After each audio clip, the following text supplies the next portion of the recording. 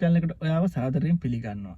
ඉතින් අද මාතෘකාව තමයි අවුරුදු 10ක් විතර පරණ වාහන ඒත් නැත්නම් අවුරුදු 20ක් විතර පරණ වාහනයක් පාවිච්චි කරන ඔයාට එන්න තියෙන ලෙඩ මොනවද කියන ගැන තමයි අද පොඩ්ඩක් කතා කරන්නේ. ඉතින් ඉස්සෙල්ලා මම ෆෙන්ඩර් කාර් එක ගැන කතා කරනවා. ඉතින් ෆෙන්ඩර් කාර් එකේ විශේෂයෙන්ම එන්න පුළුවන් ලෙඩක් තමයි මේ ක්ලච් එක. ඉතින් ක්ලච් එක ගොඩාක් වෙලාවට සවුත් වෙනවා. මොකද ඒක වාහනේ පාවිච්චි කරන එකත් එක තමයි ගොඩක් වෙලාට එන්නේ. නමුත් අවුරුදු 10 ගියා කියන්නේ මේක ගොඩාක් වෙලාට ක්ලච් එක රීප්ලේස් කරන්න වෙනවා. ඉතින් මේකට ප්‍රධාන වශයෙන් ඔයා වාහනේ ඩ්‍රයිව් කරන ස්ටයිල් එක නම් අනිවාර්යෙන් බලපානවා.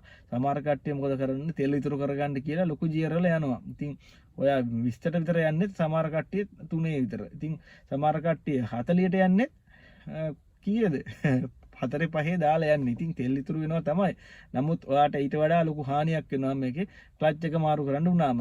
ඊට අමතරව ගොඩාක් 2015 විතර වාහනවල 12 නම් අනිවාර්යයෙන්ම වගේ මේ වගේ ලෙඩ තියෙනවා. ෆෙන්ඩර් කාර් වල ඔරිජිනල් V ස්ක්‍රීන් එක නම් ඒකේ ඉරක් ගිහිලා තියෙනවා. ඉතින් ඒ ඉරක් කියන්නේ මොකද මේකේ මේ හැන්ඩල් එක වදිනවා V ස්ක්‍රීන් එකේ. ඉතින් ඔයාගේ වාහනේ තව එන්න පුළුවන් අපි ෆෙන්ඩර් කාර් ගැන කතා කරේ. ඉතින් කොමන්ලි කතා කරොත් හයිබ්‍රිඩ් වාහනවල නම් අවුරුදු 10 විතර යද්දි බැටරිය අනිවාර්යෙන් ලෙඩක් එන්න පුළුවන්. ඉතින් ඔයා බැටරියක් ලෙඩක් ආයෙ නැත්නම් අවුරුදු 5න් සාමාන්‍ය ඔය ප්‍රියස් වල වගේ නම් ඇක්වා වල වගේ නම් අවුරුදු 5න් නම් අනිවාර්යෙන්ම ඔය බැටරිය ලෙඩේ එනවා. ඉතින් හොඳටම තිබ්බොත් අවුරුදු 7ක් විතර පාවිච්චි කරන්න පුළුවන්.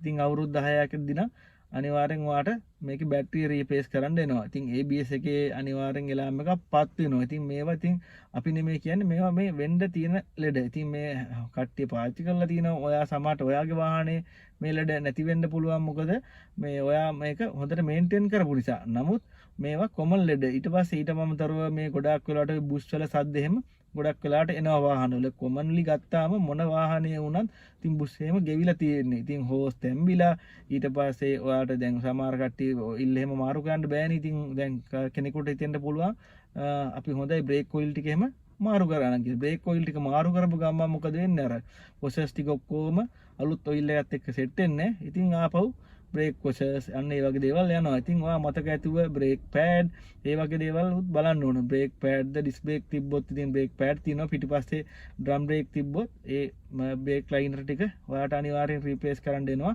ඊට අමතරව ඔයා විශේෂයෙන් මතක තියාගන්න ඕන ඔයාගේ වාහනේ හීට් වෙන්නේ නැති වෙන්න පුළුවන්.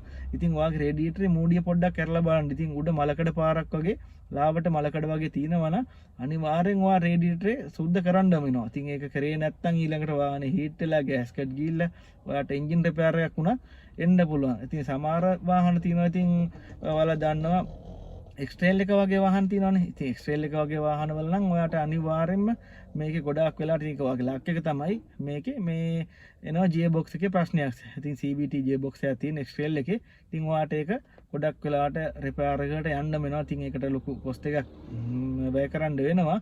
ඉතින් ඒ වගේ දේවල් ඔයා එක්ස්ට්‍රේල් එකක් වගේ පාවිච්චි කරොත් වෙන්න පුළුවන්. ඉතින් වෙසල් එකක් වගේ පාවිච්චි කරන කෙනෙකුට වෙන්න පුළුවන් ලොකුම ප්‍රශ්න තමයි ඩුවල් ක්ලච් එක. ඉතින් බැටරිය නම් සාමාන්‍යයෙන් දැන් ගොඩාක් බැටරි නම් ඒ වෙලේ සවුත් වෙලාම නැහැ. දැන් මේ අවුරුදු 2014 වගේ මේක ඉස්සෙල්ලාම එන්න පටන් ගත්තේ.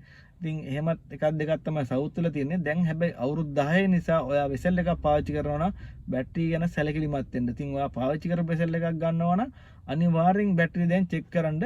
බැටරිය දැන් හැමෝම කියන්නේ ඉතින් බැටරිය ප්‍රශ්නයක් නැහැ කියලා. ඉතින් ඇත්තට මේ බැටරිය හොඳයි. නමුත් දැන් බැටරිය ලඩක් එන්න තියෙන කාලේ. ඉතින් ඩුවල් ක්ලච් එක නම් ගොඩක් වෙලාවට රීප්ලේස් වෙලාමයි තියෙන්නේ මේ වෙසල් වල. ඉතින් ඔයා ඒ ගැන පොඩ්ඩක් සැලකිලිමත් වෙන්න.